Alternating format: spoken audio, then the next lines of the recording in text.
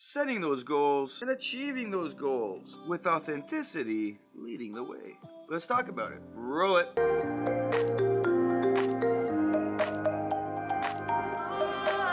Welcome back to another video. My name is Nico Sorrentis, and this is mentorsapproach.com. At the end of the video, do comment on your thoughts on this topic, and of course share it with anybody that needs to hear the message. Authenticity, we hear it all the time. You need to be authentic. You need to be you. You need to focus on being you and only you. Don't look what other people are doing. You're not them. You need to be you. And yes, even though we hear it all the time, what do we actually do about it? Have we ever actually sat there to really think about what it means? And of course how it relates to us and who we are, and how we project that to the rest of the world. Quite frankly, most of us don't, and those of us that do start doing it, it's an enlightening moment. And of course this means that we will find growth through the process. It changes who we are, because now we're being honest firstly to ourselves, and of course to others around us. Social media has changed the game of this idea, and the reality is that as we grow more into the online world as a society, being more and more authentic with who you are and the message you are spreading to the world, well, that needs to really be you and not somebody who you wish you could be or want to be or need to be. It's gotta be you. Because people can read that out rather quickly. They can research and they can figure out what you really aren't. Basically what you're projecting and who you really are. Or traditionally it was harder to do. Thus it applies to starting a business and being that business person, or starting a new job and being somebody you're not at that, or relationships and friendships and all that. You know, being in a relationship with somebody in 90 days to 120 days, which is the average number of days that you need to really figure out who you're dealing with. So to make this simple, we're going to look at authenticity and we're going to compare it to the idea of who we are in relationship to our values, of course our life principles, that mission and purpose we're setting up for ourselves, or the path we're on with that purpose, and of course our skill sets, our abilities to do what we need to do and to achieve. First things first, we need to remove emotions. We need to remove those thoughts of negativity or positivity, and we need to be a rational mindset at this moment of doing the analysis. It's going to be very truthful in the process of understanding who we are and what we really stand for. Being critical here is critical. You need to be critical on yourself, and you need to be very honest even if it hurts. Let me repeat that. Being very honest even if it hurts. Because once we start doing this, well, any decisions we're making, any goals we're setting, well, we're setting them based on who we are right now instead of who we are down the road. And traditionally, people fail at most things they set, including those New Year's resolutions, because they haven't really understood who they are right now and if they're capable of doing what they want to do. But rather, in an emotional, energetic moment, they go, that's what I want to do. And they start setting the tasks to go do that, but they're not really analyzing, are they actually capable of doing it? And thus, they don't look at what they need to grow into to become that person, to achieve that. And in that process, well, they realize, hey, this ain't happening, and they quit, sometimes too quickly. One, what is it that we really want to achieve and why? What is actually driving this emotion? What is happening in our current life, and what is making us really be attractive to what we want? We need to know this, because this is what's going to drive us when things get tough. We then have to look at it from a perspective of who we are right now and who do we need to become. We need to know, hey, my values are this. My beliefs are this. My life principles are this. My purpose is over here, and this is a little bit off to the side, or it's in line. And of course, my skill sets and what I'm capable of doing is this right now. And in order to be that person, well, we gotta make some changes. Number 3 is, what is it we need to do to grow? The example here is the self-limiting beliefs. It's the best example I can give. Before the break, we started talking about self-limiting beliefs. I did a whole series. I'll link it above. I encourage you to binge watch, if not a bit of it, and watch several shows so you can really look at what self-limiting beliefs is all about and how the emotions run that show and how we can deal with them. Because a lot of the times, we'll find growth in just that simple act of looking at our self-limiting beliefs, being honest with ourselves, and working on those in the path to getting to where we need to be. In step 4, we now have looked at all these, and in a rational state of mind, we're going to ask ourselves, hey, what do we need to do in order to achieve that big goal down the road? And, maybe it's 6 months, maybe it's a year, maybe you want to finish off the year, doesn't matter where you start, but you want to finish it off and be like, I achieved something, and you're going to set down all the things you need to achieve. At the same time, you're going to look at what do we need to grow in order to achieve those, and what are the self-limiting beliefs that we need to put away, what are our values that need to change, our life principles that we follow, does any of that need to change in this process? What about our purpose? Is that moving? And of course, what skill sets do I need? What skill sets are critical in order for me to get there?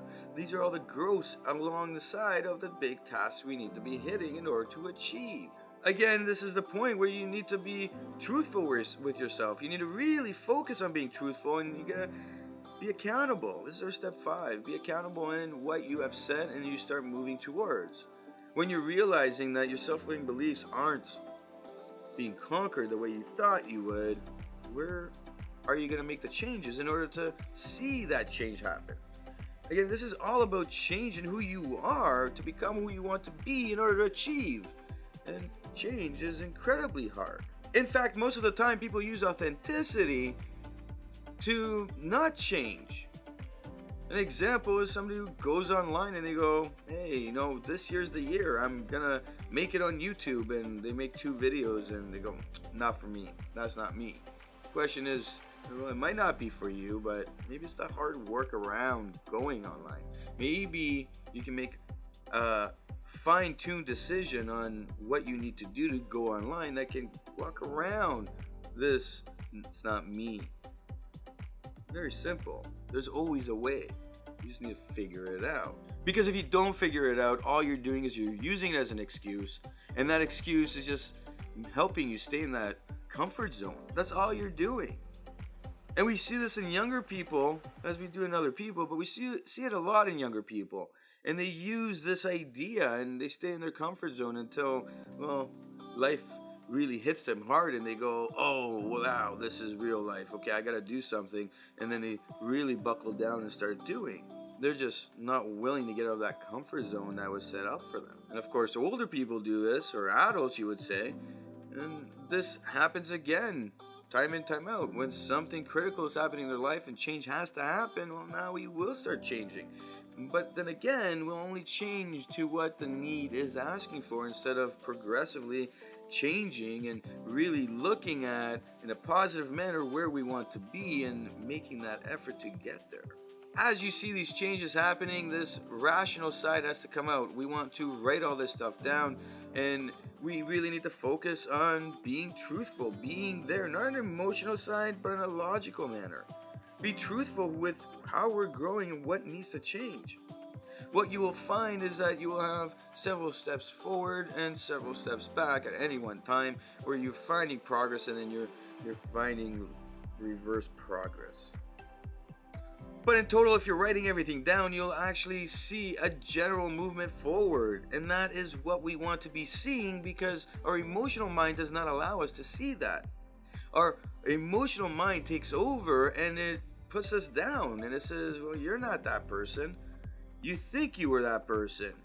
And all of a sudden, that growth that happened, well, it's negligible and we don't even see it, even though it was a lot. My goal in this video is to really show you that this process and this idea of authenticity, it's really about self-growth, self-awareness, and understanding what you're truly capable of and what do you really need to do to achieve. So if you've set New Year's resolutions before and failed at them, or you've set big goals and failed at them, or you started relationships and you failed at them, started new jobs and you failed at them, started a business and failed at it, how does this all apply, and how does it fit, and how would it have helped you in the journey? Because I guarantee you it would have really helped then as it's going to help you now if you just try this. And if you are really not wanting to escape that bubble you've created, you don't want to escape that comfort zone, and you're looking at this going, no, that's me. Ask yourself, how biased are you in not exploring the self-awareness side of things and who you are and what you're projecting to the world and how you feel?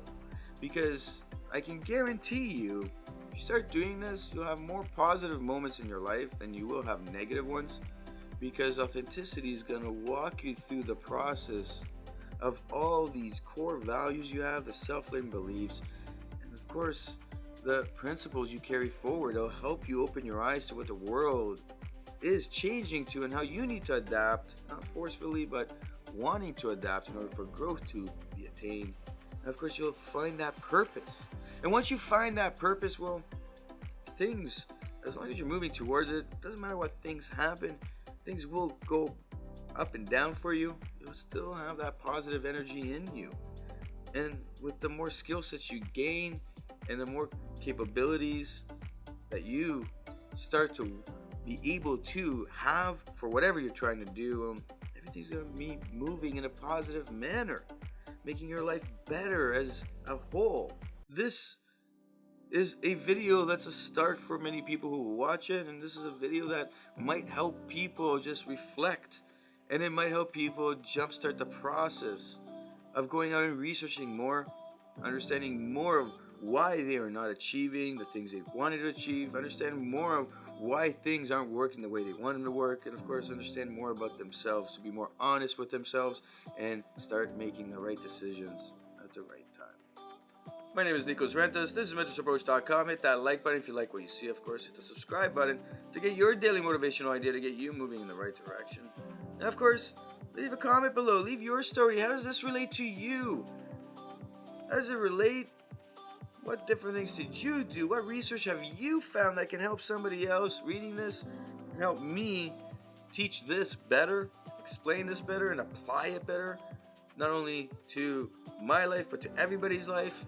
And of course, share this with anybody that you feel needs to hear this message.